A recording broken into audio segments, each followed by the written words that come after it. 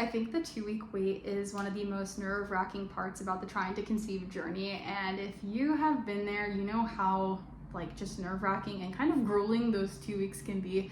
And so I wanted to share with you guys today my 2-week wait experience, what that was like, and some of the symptoms that I started experiencing that made me think I was pregnant before I got that first positive test. I know when I was on my own TTC journey, so to speak, I was watching a lot of the 2-week wait videos because once I had gotten to that point, I was like, is it gonna happen or is it not gonna happen? And obviously you don't know, it's kind of all up in the air. And that feeling of just not knowing is just so nerve-wracking in a million different ways. And I kind of found comfort watching some of these videos. And so I wanted to make my own, kind of sharing some of my own symptoms, because I did have a few different things happen that were a little bit weird and unexpected. And I wanted to share those symptoms as well with you in case you also experienced that, or if you're in your 2-week wait and you're kind of wondering if you may or may not be pregnant, and just kind of share some of my symptoms, even though of course I can't tell you, only a test can. So my 2-week wait was a little bit weird because I wasn't really sure where my cycle was at all. I had recently stopped birth control, the first cycle that me and my husband were trying, and I wasn't really 100% sure if I was even going to ovulate at all. I was doing the ovulation predictor kits, and those were pretty helpful in tracking my cycle. And I was using the Premom app as well, which I've talked about in the other video I made about my trying to conceive journey and how that helped me understand my cycle a little bit better, especially as I was coming off of birth control. But I wasn't really sure if we were going to have the results that I wanted after cycle 1. And so, I just kind of had to wait it out and see what would happen. And yeah, however, not long after, I left my fertile window and I had an ovulation predictor kit say that I had my LH surge, which is a luteinizing hormone, and it's something that can help you predict when you are ovulating. After that, not too long, just a few days after, I ended up having some light spotting that kind of came and went. It was not too much spotting, just enough where, when I would wipe, I would see it, and then it went away pretty quickly afterwards, and never saw it again. But I was pretty sure my period was about to start, and maybe just a little bit early since I had gotten off of birth control, and so I was pretty discouraged, and I definitely felt a little bit down because I was like, oh great, I guess not this cycle. However, if you're someone like me, you are a chronic researcher, and so I think I found a little graphic from Cleveland Clinic about implantation bleeding and what that was, even though I know implantation bleeding is kind of something that's up for debate, I suppose, in the medical field, is what it looks like.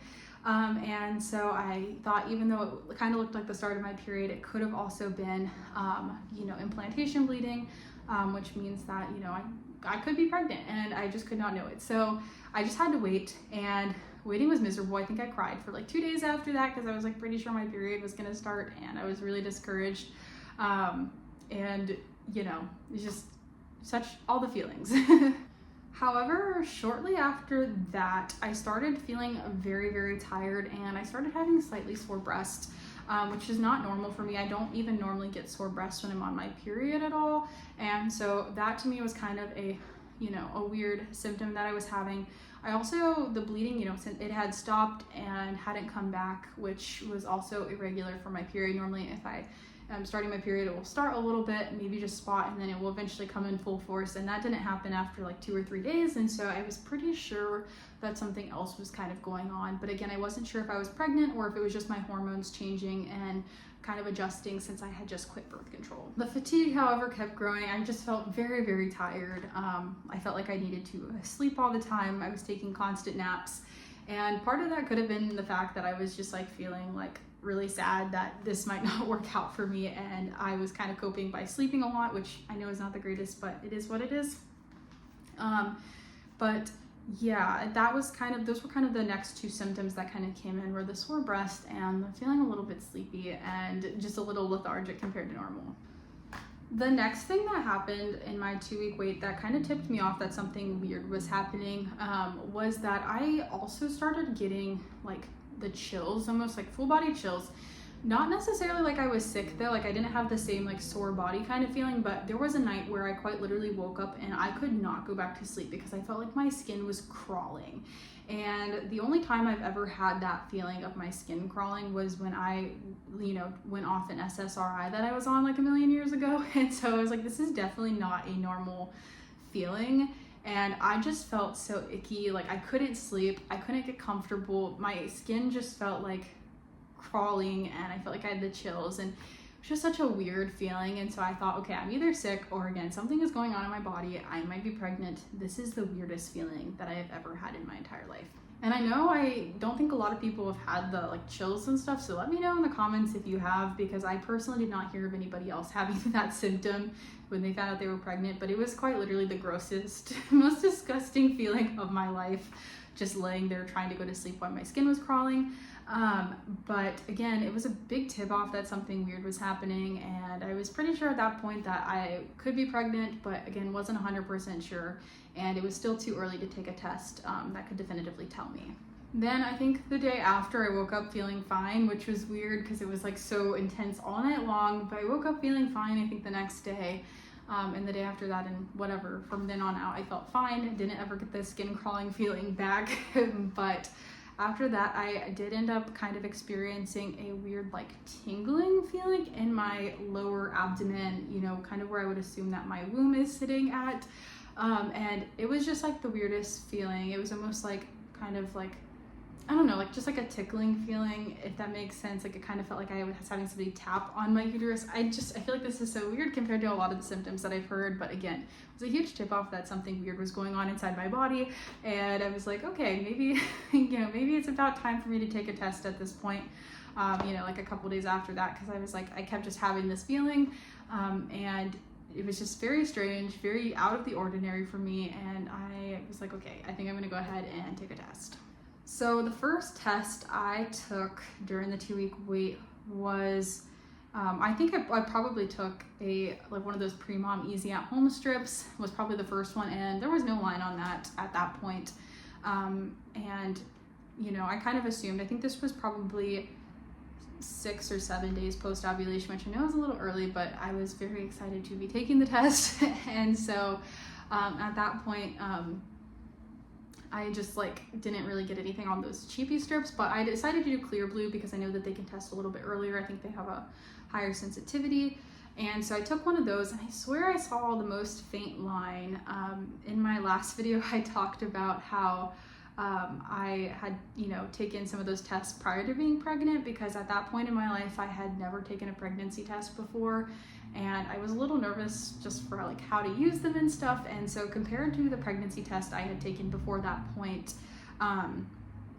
it actually looked like there was a little something on there, but I wasn't 100% sure. It was 5 in the morning here in Los Angeles because I was just so anxious. I was up bright and early in the morning. And so I sent a picture of my test back to my mom in Ohio. And she was like, I don't know if I see anything, it's too early, just wait, just basically told me to get over myself and just wait, even though it was very, very hard for me to have any sort of patience, because again, at this point, I definitely felt like something was going on in my body, and if it wasn't pregnancy, it was something with my hormones or something weird was happening, because I just felt so bizarre compared to normal. The next day, I think it was probably 8 days post-ovulation, I think it was around the time. I wish I could use my app right now, but I'm using my phone to record, so it's not possible. But I think around 8 days post-ovulation, I took a test, another Clearblue one, because I felt like at that point the cheapy strips weren't really going to show much until later on. And the line was definitely darker, and so I sent my mom a picture of that one because my husband is colorblind and is useless when it comes to differentiating just small color variations, and I just knew he wasn't going to be able to see anything anyways. And I sent her a picture, and she says, yeah, I'm pretty sure it's positive, but don't tell anyone, and she just kind of went on to say all the worst case scenarios, which I talked about in my last one. I love my mom, but not always one for positive thinking. And so, when I showed it to my husband, and he was pretty sure it was positive, but we were also kind of we have to wait a little bit longer and before we say anything, and it was just such a weird feeling. All in all, I kept testing for 20 days after this point, just with some of the cheapy strips and stuff like that, and some of the Clearblues, just to make sure that it was in fact positive. And then I ended up calling the OB within the week to get a scan on the schedule and get in. And at 7 weeks pregnant, I got my first ultrasound at the OB, so that confirmed that there was a fetus with a heartbeat, and that was kind of, you know, where we got it all confirmed and everything, which was a wonderful feeling. And I was so happy that the 2-week wait was worth it, but at the same time, it still doesn't take away from the fact that the 2-week wait is one of the most nerve-wracking parts of the TCC process, if you ask me. I'm gonna leave this video here, but let me know if you guys had any of the same symptoms that I had in the comments below. I, again, know that some of my symptoms sound really weird, and honestly, they were really, really weird for me because, again, I had never heard of anyone else having those symptoms, but I'm sure I'm not the only one out there who's had some of the full body chills and the kind of tingling sensation in your uterus area, I guess you could say. So let me know what your experience was, if you had implantation bleeding, if any of the other stuff happened to you. And let's exchange stories, because man, oh man, the range of symptoms you can have when you're pregnant is enormous, and I think everybody has a very, very different experience. Anyways, thanks for watching, and if you like this video, feel free to like, subscribe, and stick around. I would love to have you here to share my other videos, my experiences and whatnot as I go through this pregnancy journey. I'm almost 21 weeks now, which is so exciting, and I will obviously be sharing more as I go through this journey, as I learn things, because every day is a learning experience, and every day I am growing as a person, and I would love to share that with you as well.